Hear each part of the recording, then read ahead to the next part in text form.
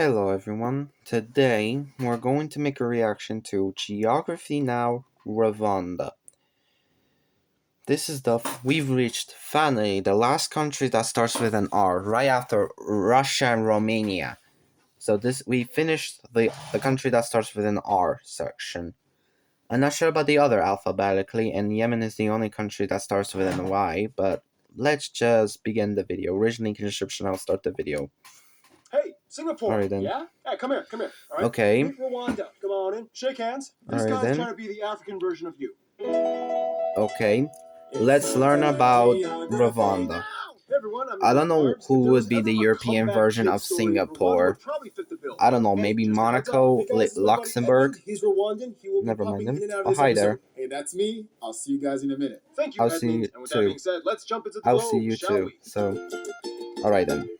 Let's learn Now, political Rwanda is starting geography. to make the news a lot these days. Few Geography countries now makes actually the have a best videos socioeconomic ever. success story as them, and things are only starting to look brighter. But I don't first, say let's anything look at this little negative. gem of Okay, a let's nation, see how shall this we? works The then. country is just below the Alright equator then. and is A surrounded small by four other country. countries: Alright the then. Democratic Republic of Congo, Uganda, Tanzania, and Burundi, and Lake Excuse me. Kivu to the west, Alright which then. they share with the DRC. However, the DRC gets Alright the then. big island, Ijwi, in the middle of it. To the south, the only Alright then. territorial dispute they kind of have with Burundi is this Alright then. 2 square kilometer patch of land Yeah. known as Sabanerwa. Reason being because the Akanyaru River shifted its course southwards after heavy rains in 1965. No one really pays attention to this though. The capital of the country is Kigali, located near the exact geographic center of the country, and from there the country is further divided into 5 provinces or intara: north, south, east, and west, and Kigali, which has its own provincial status. Kigali, of course, is the largest city with over 1 million people, and it also holds the largest and busiest airport, Rwanda Kigali International. This is interesting Just a skip country. south, Bugesera International Rwanda also Airport is has actually currently marked gorillas, to become and the let's see biggest how and busiest airport servicing the greater Kigali area, as Kigali Airport has been reaching maximum capacity in the past few years. From there, they have one other international airport, Kamembe International, located in the western province, close to Lake Kivu, on the border of the DRC. The country has a wide network of paved roads that reach virtually every corner of the country and every main town and city, but essentially all roads kind of stem off of Kigali. Since the country is small and landlocked, they don't have any major industrial shipping ports, and almost all cargo from abroad must be brought in from the port of Mombasa in Kenya or Dar es Salaam, Tanzania, which is interesting because, funny side note, Rwanda is part of the EAC, or East African Community, an international government organization that acts much like a trade bloc and customs union between 6 countries. Talks have been made by a committee in proposing a huge mega-state called the East African Federation, in which all 6 would potentially become one country, but so far the idea is still in the works. But who knows? Also, weirdly enough, Rwanda is one of the few countries that joined the Commonwealth of Nations that never had a history of being colonized by the British. Anyway, according to the World Bank, Rwanda was titled the most competitive economy in the African continent, as well as the easiest place to do business in Africa. In fact, over $2 billion has been funded by the African Development Bank to construct Kigali Innovation City, which consists of world-class universities, technology companies, biotech firms, and commercial centers providing over 50,000 jobs. Around 95% of the youth are enrolled in schools, and literacy rates have jumped from only about 58%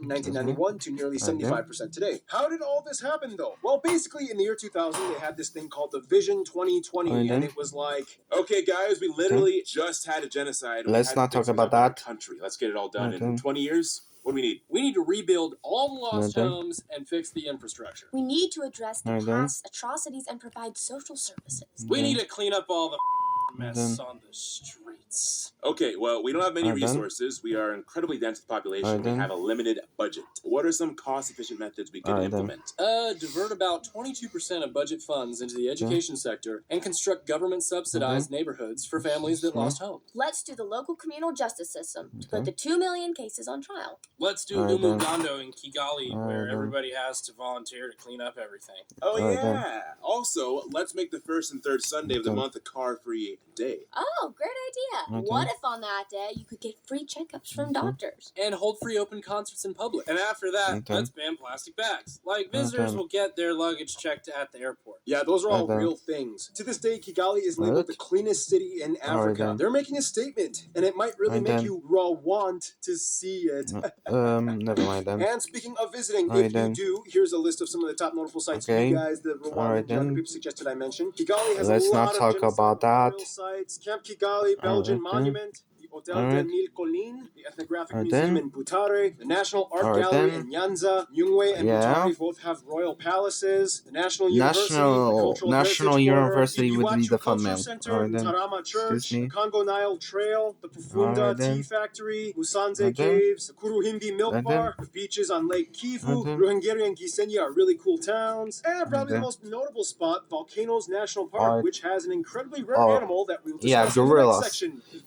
Let's learn about physical geography, not demographics. All right then. Small, only about the size of Haiti or Albania, but there's a lot going on based off of its interesting geographic location. Although small, Rwanda sits on a very important geological zone known as the East African Rift. We've talked about this guy many times. Basically, the crack starts in the Red Sea, splitting all the way down into the Great Lakes, which were subsequently formed by this rift system. Rwanda sits on the Albertine Rift, the western crack section of the East African Rift, right next to Lake Kivu, one of the smaller lakes, but the largest of the country, which, by the way, has methane extraction rigs. As the country sits on a fault line, this makes part of the country partially geothermal, as the surrounding areas have multiple volcanoes, some dormant, some active. The largest lake entirely within Rwanda, though, would be Lake Ihema on the east side of the country in the Akagera National Park. There are two other national parks, the Nyungwe Forest National Park in the west, and the famous Volcanoes National Park in the north. Nearby the Volcanoes National Park, you can find the tallest peak of the country, Mount Karisimbi, a dormant volcano, which is part of the larger Virunga mountain chain that covers much of the west side of the country. This is home to the famous 8 volcanoes of the Virunga Mountains, and Rwanda has 5 of them. If you zoom out a little further, you can see that Rwanda is split between 2 main watershed basins, the Nile Basin, where about 80% of the water drains, and the Congo Basin, where about 20% drains. The longest river of the country is the Kagera, which makes the border with Tanzania. However, the longest river entirely within Rwanda is the Nyabarongo, which hooks into the Mogo River, and many say these waters could be some of the most distant sources of the greater Nile River that flows into Egypt. Yeah, the country is small, but it has a lot of natural features and landscapes to work with. I mean, coffee is a huge industry out here. And speaking of coffee, it's time for my triple shot espresso break, which means Noah comes in for this segment. Hey! Player defeated.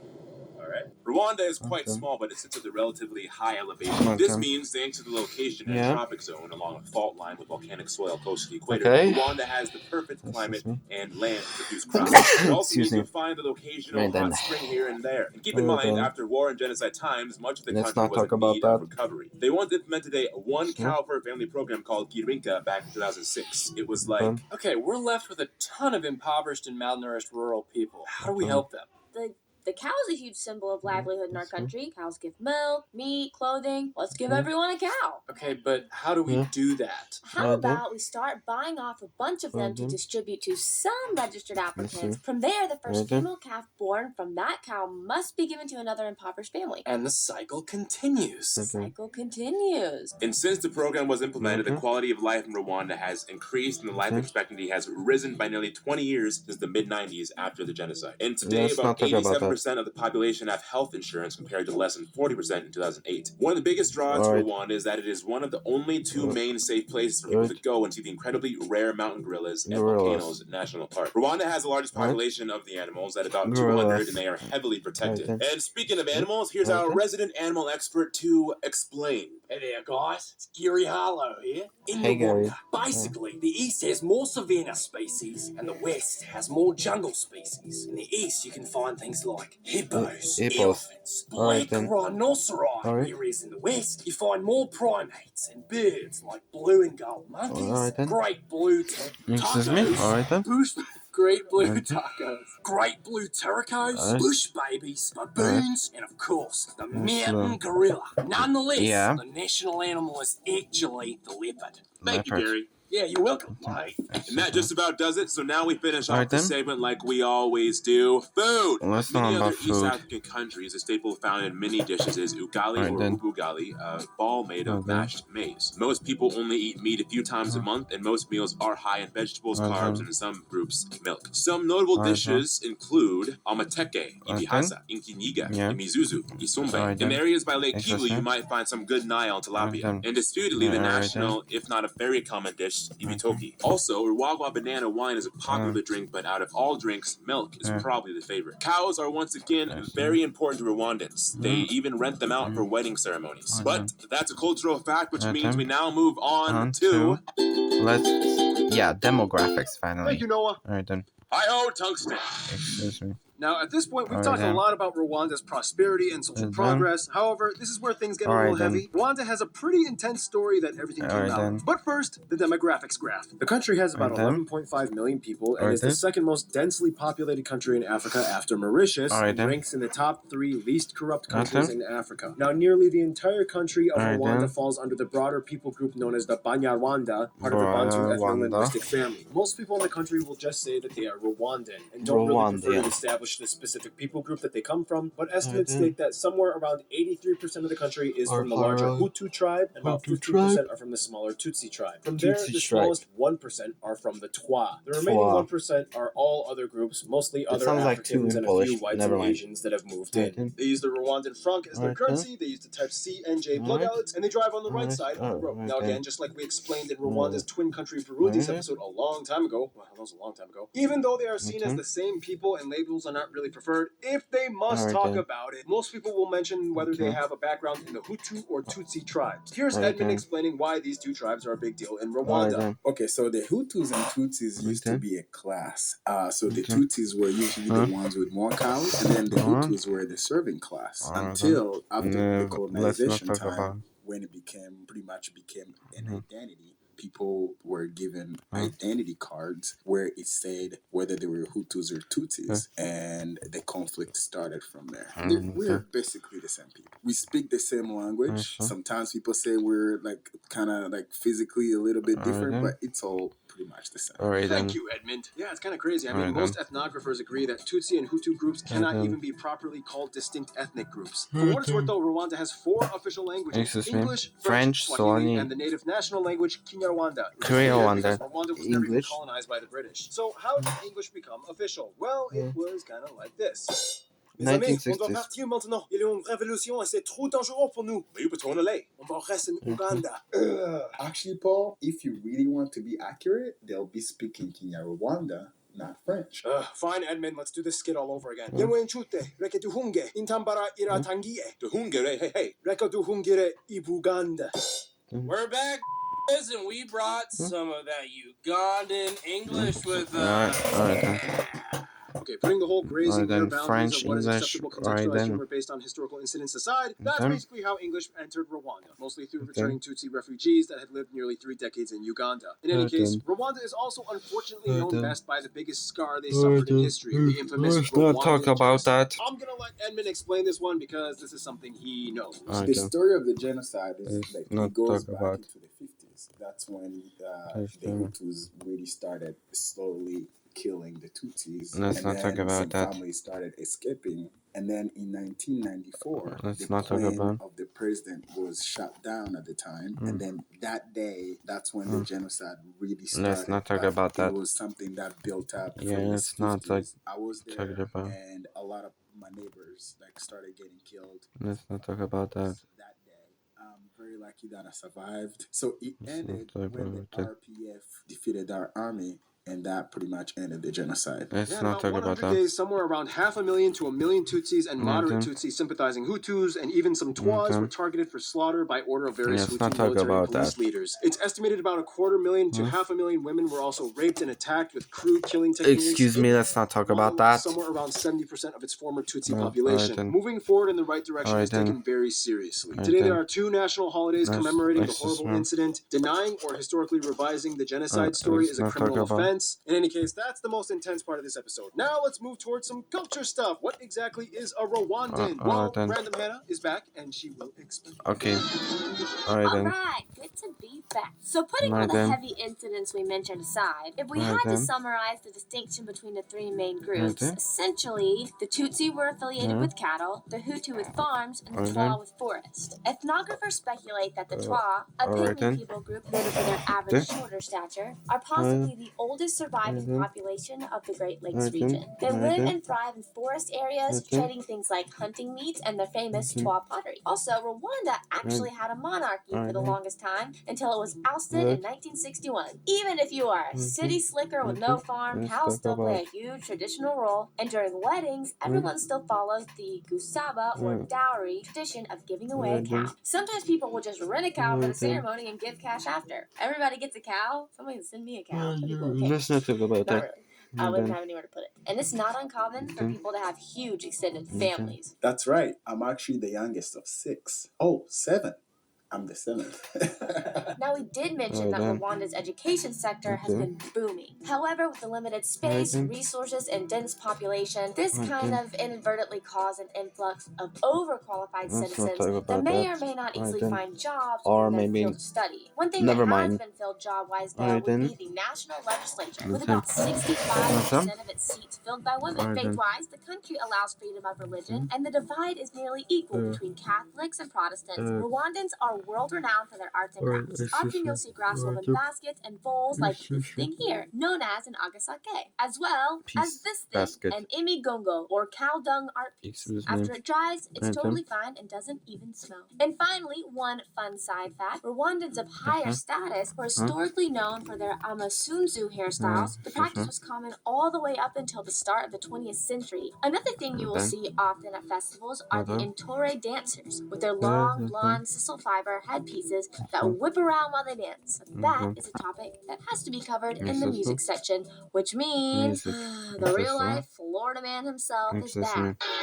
Keith. Why, yes, Hannah. I'm Yes, Florida sir. man. By the way, Okay. Russia's my favorite band. Rest in peace, Yes, Neil sir. Peart. That's my commentary. Please don't sue us because, fair use and all that stuff. Anyway, Okay, let's not talk about as that. mentioned, the Intore, or Excuse me. Heroes Dance, Alright and the Iki Nimba are probably the most famous male musical performers in all of Rwanda. Otherwise, for women, the Umo Shagi Rairo, or cattle dance, we have performed by music. women, is the Excuse me. most common and Alright popular show dance. Traditional music in Rwanda, sometimes called gakondo, is unique in that it often follows a 5/8 rhythm. Alright Counted then. as 1, 2, 3, 4, 5, 1, 2, 3, 4, Alright 5. then. And traditional instruments are typically Alright used then. like these things right here. Apart from that, modern Alright music in then. Rwanda has made a huge rebound since the early 2000s. Mostly in genres like Alright hip hop, R&B, gospel, and East African Afrobeat. Jean-Paul Alright then. Samputu probably being one of the top notable Alright figures. then. Today, the industry is growing, and Alright then. huge festivals like Kigali Up have started. Alright And even then. reality singing competition shows like Primus, Alright Guma then. Guma, Superstar. And thank you, Keith. Alright then. Never mind then. And now it's time to do Alright the then. incredibly condensed history section Alright of then. Rwanda. Let's Early use Iron Age, straight. hunter-gatherer Alright then. peoples. Bantu migration. Hutu and Alright then. Tutsis come in. Small tribal Alright kingdom then. era. Let's not Kingdom talk of about Rwanda that. ruled by a Tutsi king. This Alright king then. conquers more land and gives preference to the Tutsi. This Alright British guy then. is the first European to visit. Germans come in. Alright then. Belgians come in. German To join it with Belgians. Burundi and what is called Excuse me. Rwanda Urundi. Tribal Alright identity then. cards are started. Hutu then. manifesto. Monarchy is Yeah, let's not abolished. talk about Independence that. from Belgium. Rwandan civil war. Let's not talk Arusha about. Accords, Yeah. Rwandan genocide. Let's talk about RPF that. fights back, Let's takes talk over. Paul about. Kagame voted in. Alright People then. love him. Country starts to grow Okay. and recover. Downsized 12 provinces to 5. Alright. Join the Commonwealth of Nations. Alright Paul then. Kagame is still president. That Excuse people me. love. Alright It's really then. kind of shady because the government just kind of decided Excuse to me. allow unlimited terms, Alright which makes a then. few people anxious. But so far, the guy is still Okay. cool. But it's still like, let's keep our eyes on the Alright situation. And here we are today. Alright And with then. that, here are some notable Rwandans throughout history that you guys, the Rwandans. Rwandan geography peeps, and Edmund, of course, suggested we Okay. mention. Jacqueline Mukosonera, Paul And Rusesabagina, Andre the Belgian Sibomana, singer, Omar Karuhimbi, father, Nshuti Gatwa, that my Ye, papa Frank Uche. Bukinikina, Tom Close, Okay. Noles, Cecile Karibwa, Gael Okay. Fai. Strome is half Rwandan. A bunch of Stromone. athletes, Yeah. football players, and Olympic That's what I said. athletes like Excuse me. these. Okay. Agnes Binagwaho, Miss France 2000 was half Rwandan. This director and actress, and Rose Kabuye. Yeah, Okay. lots of notable people have come out of the ashes Alright and then. helped put Rwanda in the world stage. And speaking of the Alright world then. stage, that brings Let's us to... the friend zone search. Rwanda definitely Okay. has a story riddled in tribulation and triumph, and Okay. in that story, many other key Okay. figures around the world played a role. For one, in Europe, Okay. Belgium is a weird one. Lots of Okay. Rwandans have families in Belgium, as the Okay. former colonizer had ties and moved people around. And the Belgian people tend to visit Rwanda often. However, the governments really don't pay too much attention to each other, and today the relationship is just kind of okay. The USA and China, of course, are also heavy investors. The USA is the largest contributor to the emergency plan for AIDS relief and the malaria initiative. Today, many Rwandans also have moved to the USA, and with an influx of English education, it only makes things a little easier. China helps mostly by giving loans used to build roads and factories, and in 2007, a 160 million debt was canceled. The closer friends would, of course, be the Great Lakes region in Africa. For one, Kenya and Tanzania have always been the cool, big Swahili cousins. Many Rwandans either travel or have family in these countries, and much of Rwanda's economy is dependent on Tanzania and Kenya as they help with trade and business. For their best friends, depending on who you ask, many many Rwandans might say Burundi, Uganda, or the Democratic Republic of Congo. Uganda played a huge role in sheltering the refugees and influencing the generals that were exiled and would eventually fight back with the FPR or the Rwandan Patriotic Front. Uganda has usually played a role in supporting Rwanda since then, and even after war times, and today the two are close. For the Democratic Republic of Congo, again, many fled and were refugees taken in after tensions rose. In the late 90s, there was a little bit of drama with the Rwandan-backed rebel groups that tried to overthrow Joseph Kabila until a ceasefire was installed. From there, the presidents met up in 2009 and reopened relations and opened embassies, and today there's a lot of cooperation between the two. And finally, we reach the closest, almost twin nation of Rwanda, Burundi. Burundi has almost the exact same story and culture as Rwanda. Both have Hutus and Tutsis, both were colonized by the same Germans and Belgians in the past, both have almost the same language, they even have similar sizes and population. Today, many families intermarry between the two countries, and the two will always go hand in hand in any African meetup. In conclusion, Edmund, I think you should take this one. Rwanda is a very beautiful country. We have a complicated history, but we have such a beautiful, beautiful present, and we have a bright future. So please learn some more about the country and come visit when you get a chance. Everybody's going to welcome you with open arms. Thank you, Edmund. Stay tuned. The set of triplet countries, the